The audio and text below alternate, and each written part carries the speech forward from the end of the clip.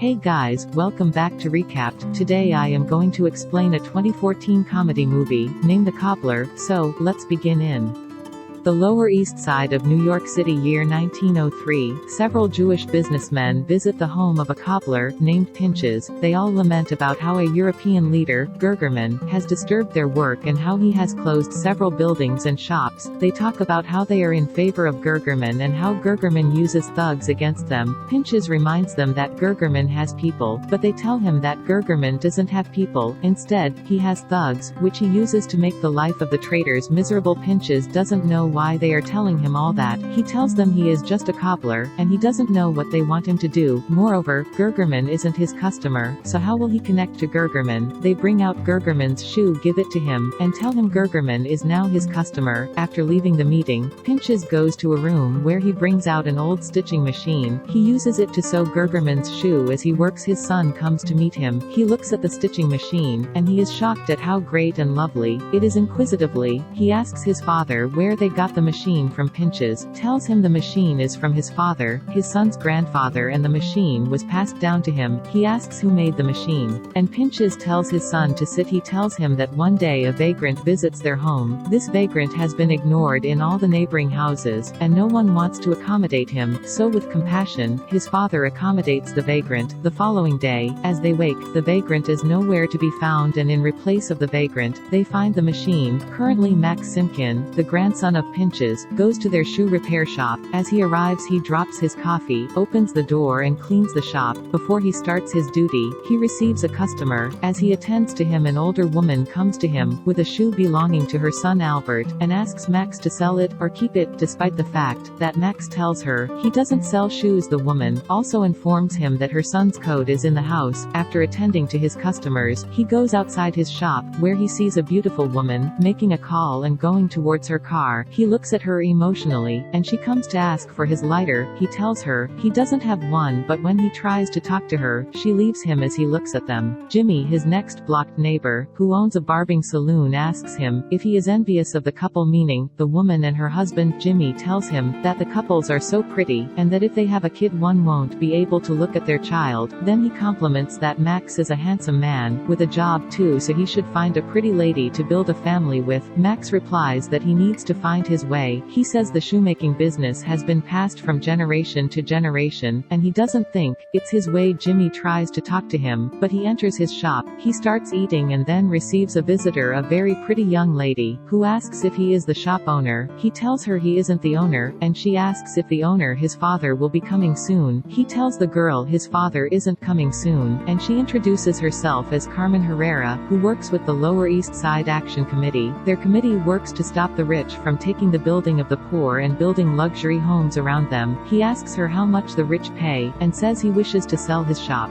So she takes him outside the building. She asks him to look around, and see how the city looks like a home, and if the rich take it, it will become prohibited for the poor, and it will no longer look as it looks. He shares her idea and signs on the book she is holding. She asks him if he is free that night, and tells him to join her for a rally around the street for a man named Solomon, as a rich woman wants Solomon's house. As she leaves, Jimmy comes out and teases him by asking if he collected her number. He leaves work that night and walks home. At home, he meets his weak and sick mother. She asks him if he brought her pears and to tell his father to get pears. She talks about a girl that once liked him and tells him to invite the girl to dinner. He tells her the girl is now married with 2 kids, but his mother keeps insisting, so he accepts. She tells him her dinner is in the microwave, and when he goes there, he sees that it's her bag inside it. He returns to work the following day, and while he takes care of the house, he gets a customer. The customer is a local thug, Leon Ludlow. Leon asks him to clean the shoe he is putting on and gives him a shoe to change. It's so Leon says he needs that shoe in the evening and must collect it. When Max tells him he closes by 6,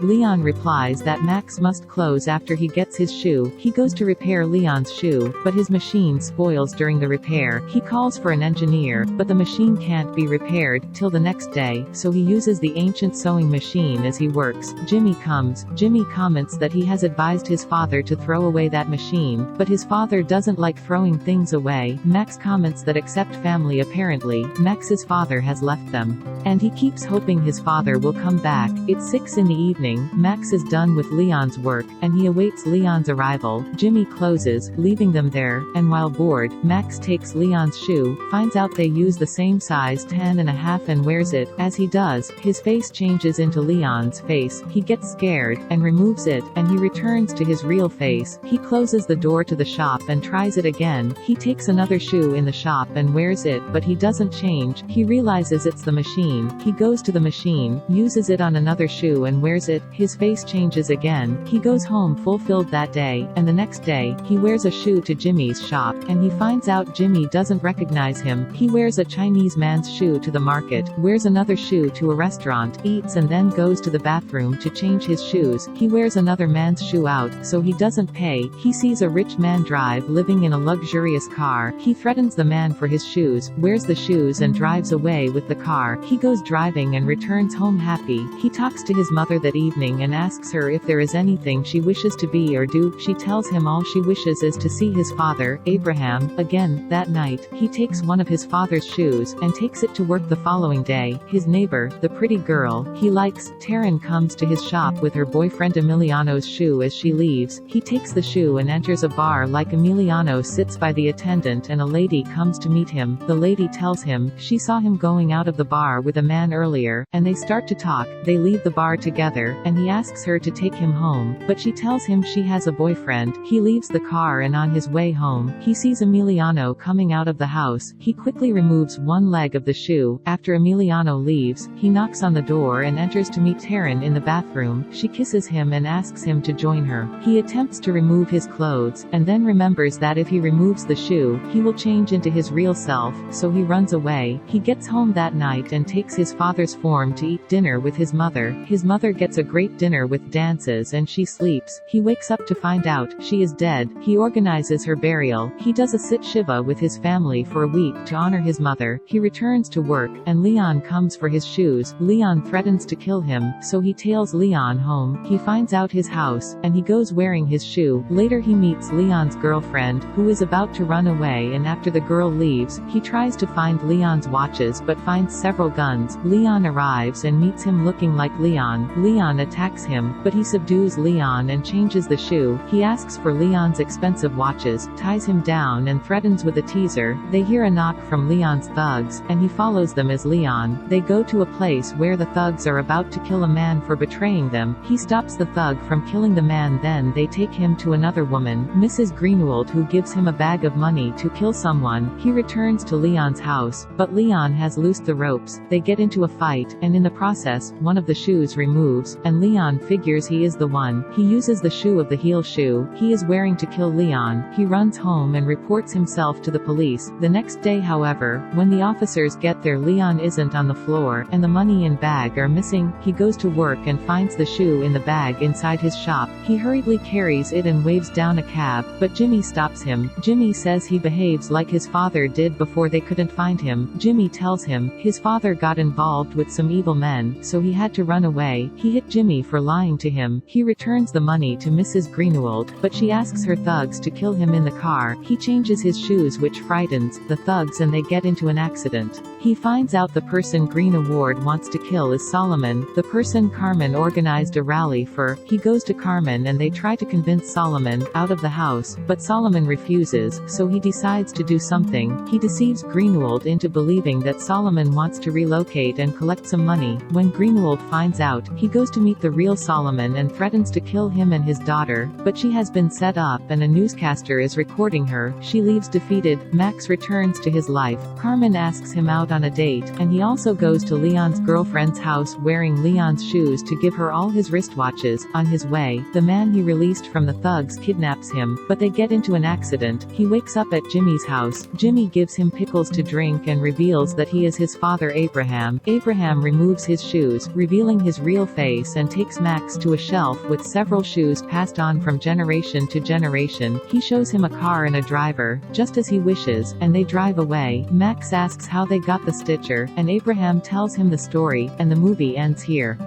So I hope you enjoy the video. Don't forget to subscribe our channel, and hit the like button. Thank you for watching, see you soon.